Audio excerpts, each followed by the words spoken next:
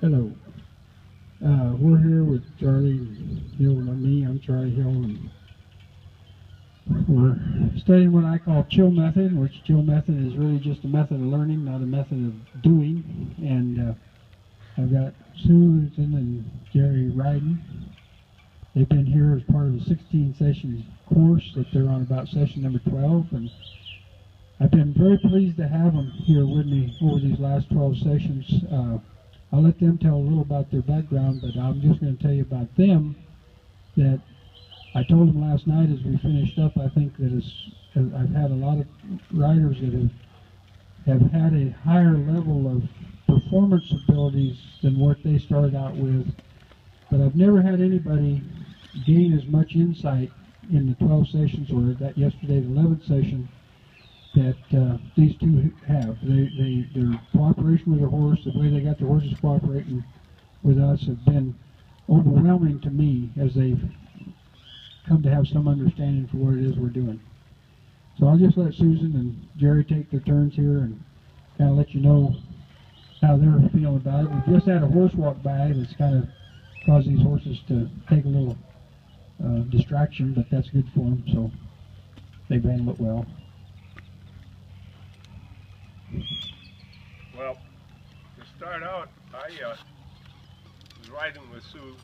We try to be out once a week and ride, and it was getting so that I told her before she was coming down here that I was getting kind of fed up with riding. It wasn't any fun, and I wasn't doing good with my horse, but we went along pretty good. And then I said, well, okay, I'm going to go down and get involved in these sessions with you, and if I don't get anywhere, I'm going to quit and try something else.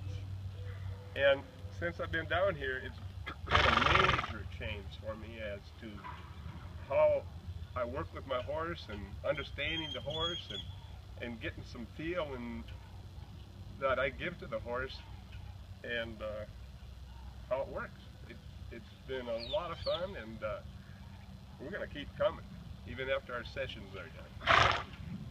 But now we go home during the week and we ride, and when we go out, there's been a change in our riding and what happens, and it's good.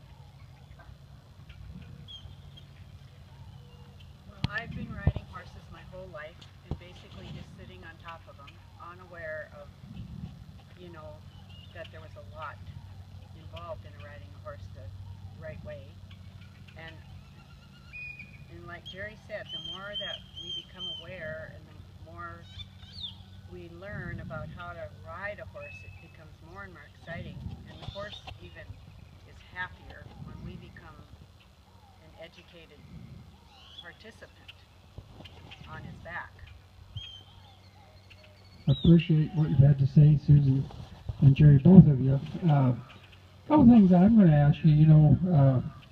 Part of this is going to be on tape and going to be on our website, and we want people to know, both your satisfaction, which is obvious, and it's been really obvious to me as I've watched you really get excited as the new light bulb would come on with whatever it was that you have to be working on, and yet the frustration from the other side, and I don't worry about the frustration. I know there's frustration on all of us when we're working with these horses, and for you to come up here and be willing to speak a little bit. But one of the things, we're talking about this 16 session deal, and I know both of you have made comments about, some of the insight and the information that's coming through, and, whether 16 sessions is enough or not enough or too much or whatever, just either one of you just talk about your view about the 16 sessions, because I know you both spoke pretty freely with me about the concept of 16 sessions, because that's what people need to understand, whether there's value in that, or whether it's necessary or it's not necessary. And I'm not looking for pats on the back. I want you to be truthful with, because, and I know Jerry just got done saying when their sessions are done, they're coming back, that they're coming back for more, and I appreciate that. But the point is the 16 sessions, it's a commitment, and that's the thing that most people are sitting there on the fence wondering, what about this commitment? And, how doable is it? How easy is it? How hard is it? How difficult is it? How, you know, any of those kind of things that you can help somebody else understand where that's coming from. Well, I've gone to some events where my wife has participated in, but most of them we just go and watch. And we'd learn something, some different things, and we'd take them home and say, okay, we can do that. And about 2 weeks later, 3 weeks later, we forgot it all. And with working here, we had learned some of this stuff, and Charlie would have us go through it, and we didn't quite get it right. We just kept working on it till you get the feel, and you just can't get it done in 2 or 3 sessions. You know, there's so much to learn, and then to feel out and make it really work, so it'll work for you all the time. So it doesn't go like, okay, I got this down, and then I'm going to move on to the next step. It doesn't go like that. It's in and out. You go move forward, you move backwards, but it's the comfort and the knowing that, oh my God, I didn't get it. I can always, you know, you always come back, and one thing builds on another, and it needs, in our case, it needs to take this amount of time. I mean, we need this time to keep coming back. Thank you. We've been riding, Susan riding since we got married. And I probably rode the last 30 years with her, trail rides, and ride quite a bit. But it's been a big change from what we used to do already. Well, I want to say is both of them came with really quite nice horses. You know, these horses are not, they're not anything that really had major issues. Both of the horses, both of their attitudes have been good from the very start. They've come, and if I can say whatever we've done to change them a little bit, we've got them, I hope, more confident in being aggressively trying to pursue the interest in the horse doing what they want, not just making sure that they don't do something they don't want. You know, that we've really tried to improve that confidence level of we're going to be a little more assertive in getting a horse to enjoy what we're doing, that we're not being so protective of making a mistake, because really they were very conscious of trying to not harm their horse, and they've got horses that exhibit that. Those horses, none of them are worried about being hurt. They're very both trustworthy, nice horses that really have no issues in that sense. But Jerry and Susan both had to get more confident that they weren't going to harm the horse. They weren't going to hurt the horse, to be a little more assertive and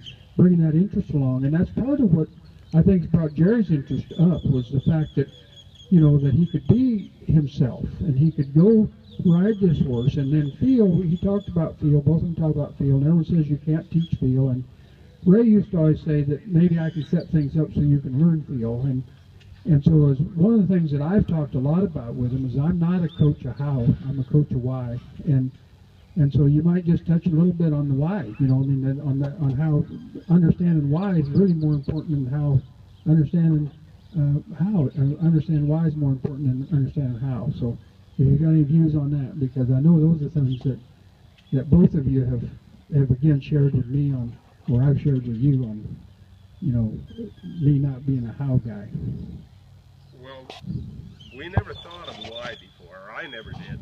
And you know, I'd see how others did it, and I'd watch videos and stuff like that, but when I start getting out here and Charlie tells us why you should do that and what it should do to the horse and how it affects the horse, then I could work on it. And then I'd go home, you know, I knew I was working on it and what I should try to expect out of it.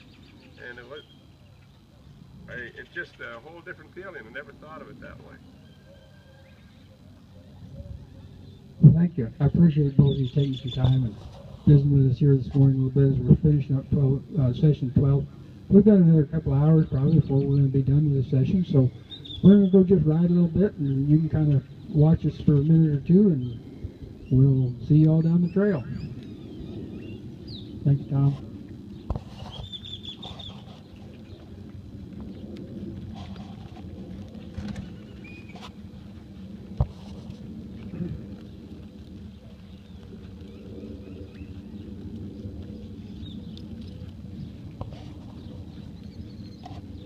just go ahead and just ride your circle out there and make a few walk trot transitions.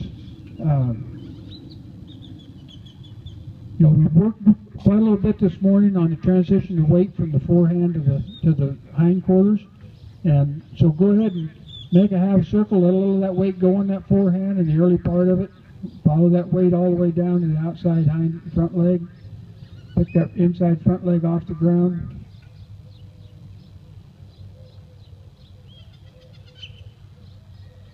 Feel a little interest in what they're doing. Find a spot, have them trotting by that spot. If you don't make it, find another spot, lengthen the stride a little bit, let them travel along there a little freely.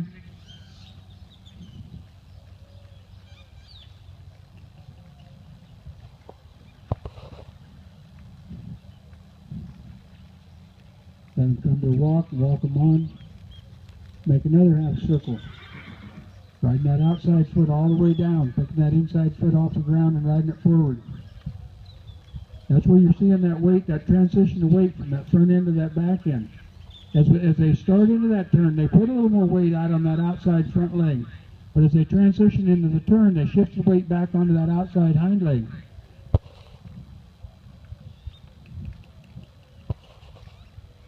Pick a spot and have that horse come back to a stop by a certain spot. Now, don't get in a hurry. You're doing this in front of the camera, so take your time, but don't be strong. Be strong in that position. Know where your spot is. There you go. Good job. Okay, now these are things, particularly in front of the camera, you know, you're going to feel a little bit more pressure here. Go ahead and get them going again. And get going a little trot again.